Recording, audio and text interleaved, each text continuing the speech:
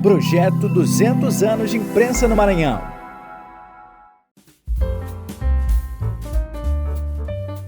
Olá! Em pouco mais de 2 décadas do século XXI, a internet se consolidou e se tornou uma importante ferramenta nas rotinas produtivas da imprensa. Eu sou Thaís Andrade e neste 4º episódio da série sobre os 200 anos da imprensa no Maranhão, vamos abordar aspectos da imprensa maranhense no século XXI e os desafios do jornalismo. Participa deste episódio a professora da Universidade Federal do Maranhão, UFMA, Campus Imperatriz, Thaisa Cristina Bueno.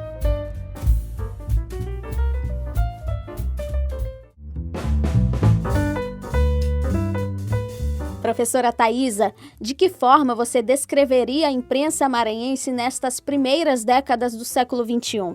Existem características mais marcantes?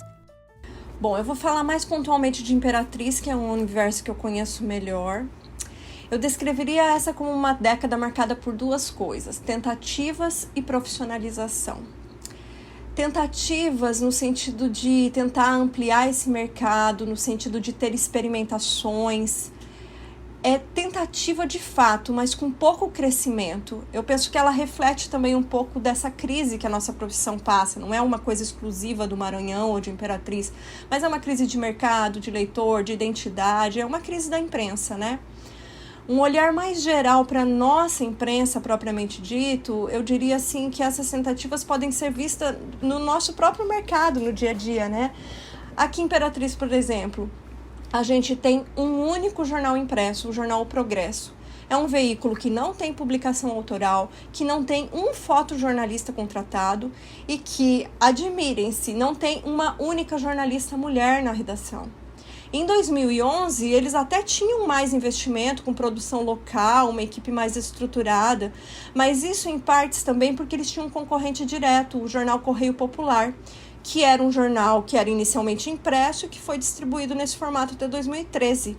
Em 2014, o jornal começa a passar por problemas financeiros, ele muda de nome, vira jornal Correio, e depois ele passa a ter uma distribuição exclusiva pelo WhatsApp. Mesmo assim, com esse barateamento da distribuição, o jornal não consegue vingar e acaba parando de circular.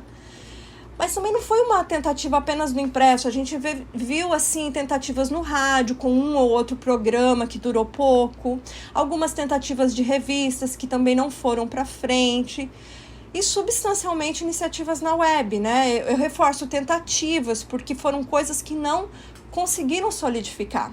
É surpreendente que hoje a gente olhe para nosso mercado e a gente tenha tão pouco sedimentado o jornalismo online no Maranhão, em particular em Imperatriz. À medida que recursos tecnológicos são desenvolvidos, é comum haver mudanças na imprensa. Ainda no século XX, o jornal O Progresso de Imperatriz investiu em sua página digital. O jornal O Estado do Maranhão lançou a sua versão no ano 2000. Nesse mesmo ano, surgiu o portal imirante.com, também do Grupo Mirante. Já no século XXI, essas iniciativas se consolidaram. Quais impactos mais comuns a internet provocou nesse cenário?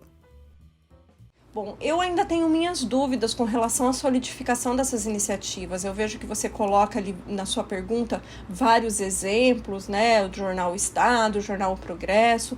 Mas é como eu falei anteriormente, eu ainda tenho bastante dificuldade de entender a solidificação dessas iniciativas, né? Primeiro que a gente entrou atrasado no ciberespaço, se a gente levar em consideração, por exemplo, o recorte nacional, que foi em 1995, e também de outros lugares, por exemplo, o Mato Grosso do Sul, que é um estado periférico, mas que acabou se tornando uma referência em produção de conteúdo jornalístico fora do eixo Rio-São Paulo, principalmente porque eles têm veículos fortes de cobertura online, não só na capital, mas também em cidades do interior, e não são veículos que eram de imprensas grandes, né? Então eles são nativos digitais. Por outro lado, quando a gente olha aqui para o Maranhão, a gente ainda caminhou bem lentamente. O jornal Estado do Maranhão, por exemplo, que é um dos mais importantes da região, só disponibilizou a versão online em 2000. E o jornal pequeno, com quase 60 anos de história, demorou mais 2 anos ainda para ofertar para os seus leitores essa produção na web. E era uma replicação do conteúdo impresso, era o acesso ao PDF, né? É verdade que o jornal O Progresso estava aqui na internet desde a década de 90, mas efetivamente não tinha uma produção pensada para essa plataforma. De qualquer modo, assim, olhando para essa produção local, eu vejo ainda nas páginas da web um repositório de conteúdo.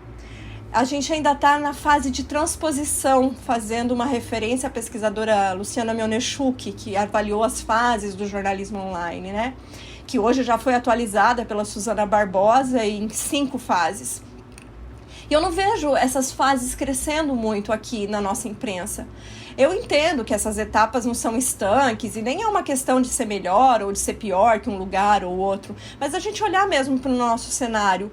Então, eu vejo que o impacto não foi tanto no sentido de tomar esse espaço, de expandir, mas foi um impacto de concorrência.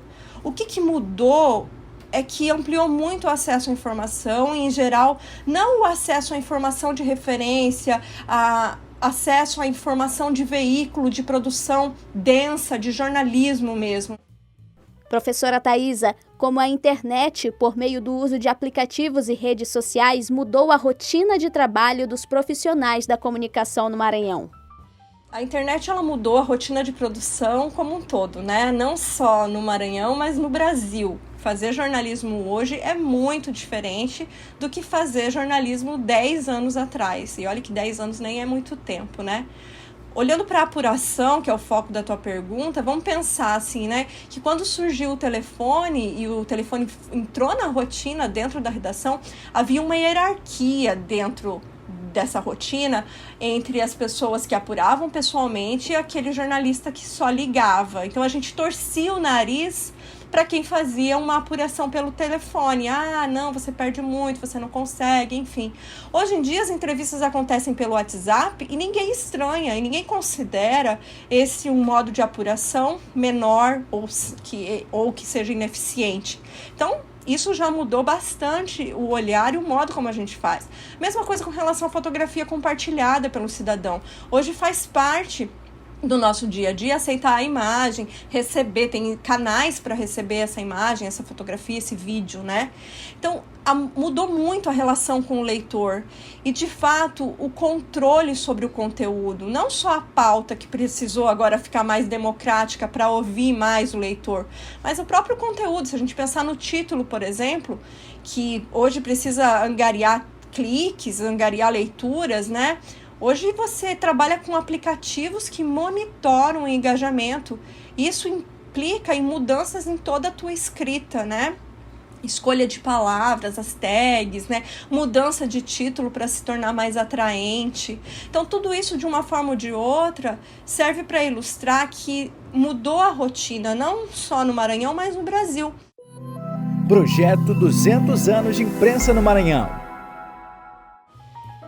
O Imirante.com completou 21 anos. As informações do maior portal de notícias do Maranhão chegam por meio das redes sociais, WhatsApp, e-mail e pela Rádio Mirante AM. Como a interação com o público transformou a produção de conteúdo? O jornalismo ele sempre se preocupou com o público, não é uma coisa da internet. Mas antes a gente tinha uma relação de poder sobre o que informar e como informar e quando informar, né? Então a gente costumava dizer dentro da redação que a gente escrevia para o site concorrente, para o veículo concorrente, e não para o nosso potencial leitor. Hoje não tem mais essa coisa de potencial leitor. Nós conhecemos muito bem quem é o nosso público. Nós temos as métricas que apresentam seus gostos, suas preferências, seu perfil, como que ele consome, como que ele chegou no teu veículo. Então a relação com o público, ela muda tudo. Ela muda a temática, ela passa a abordar temas que não eram previstos, ela muda os enfoques. Então ela coloca em pauta assuntos que não tinham sido tratados antes. Há uma repercussão também de um conteúdo que não é muito bem aceito. e você sabe exatamente para quem você está escrevendo, e isso é bem positivo, né? Então, são avanços. Mas, como tudo nessa vida, inclusive a tecnologia, tem sempre um lado bom e um lado ruim. Por outro lado, a gente precisa se questionar o quanto dessa aproximação com o leitor é saudável e o quanto pode comprometer as bases do jornalismo, sabe? Porque nem sempre o que é de interesse do público é de interesse público, de fato. Como se deu a transição das mídias tradicionais, rádio, TV, jornais impressos e revistas para a internet? Fala um pouco sobre a convergência digital no Maranhão. Como eu ponderei antes, a gente começou um pouco tardiamente, né, a ocupar esse ciberespaço na imprensa maranhense, né? Em geral, essa convergência, ela pode ser congregada em 2 grandes fatores na minha avaliação. Uma que é a demarcação de território, né? Porque eles foram para a internet porque eles precisavam estar na internet, estava todo mundo na internet e se você não estivesse, parecia que você não era moderno, que você era atrasado. Então, independentemente de ter ou não ter conteúdo, a gente precisava estar lá, dizer que tinha um site, ter um link na rede social, mesmo que não tivesse uma equipe para dar conta daquilo, né? Ou não tivesse pensado uma estratégia para aquilo. E o segundo ponto, além de demarcar território, é que a gente vai na convergência por uma questão puramente econômica mesmo, né? Porque, em geral, quando foram organizadas essas convergências, houve demissão de equipe, né? Como eles não iam produzir conteúdos com estratégias diferentes, não precisava de uma equipe tão grande, né? Então, reduziu o quadro de profissionais, já que o conteúdo ia ser reduzido. O conteúdo que ia para a TV era replicado no site, na rede social, né? Então não precisaria de uma equipe específica. Então eu vejo ainda que é uma convergência muito mais de empresa, mas não é uma convergência no sentido de produção de conteúdo transmídia, de conteúdo com desdobramento, de produção complementar, de estratégia de ocupação da rede. Então eu acho que é uma convergência muito mais de âmbito econômico do que uma estratégia de conteúdo, né? Então a gente está gatinhando muito para a gente pensar numa convergência no sentido de agregar para a informação. Professora Thaisa, quais desafios você pode apontar que a imprensa maranhense enfrenta nesse contexto da era digital? Eu acho que o maior desafio é fazer um negócio viável economicamente. Por quê? Porque nós temos um espaço ainda a ser explorado, nós temos mão de obra, nós somos criativos.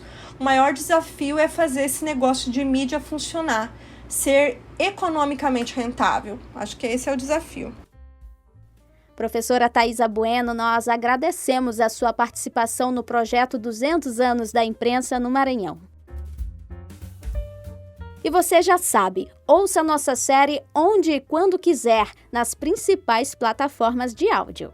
A série de podcasts sobre os 200 anos da imprensa no Maranhão tem produção de Nelciane Dias e Rildo Correia, edição de Ivo Eric e coordenação geral do professor da Universidade Federal do Maranhão, Marcos Fábio Belo Matos. E a comunicação foi minha, Thaís Andrade. Até o próximo episódio.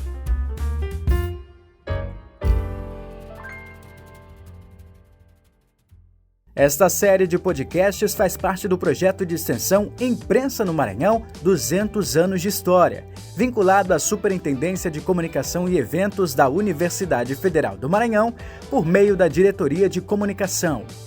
Tem apoio da Fundação Josué Montelo e patrocínio da Vale e do Porto do Itaqui.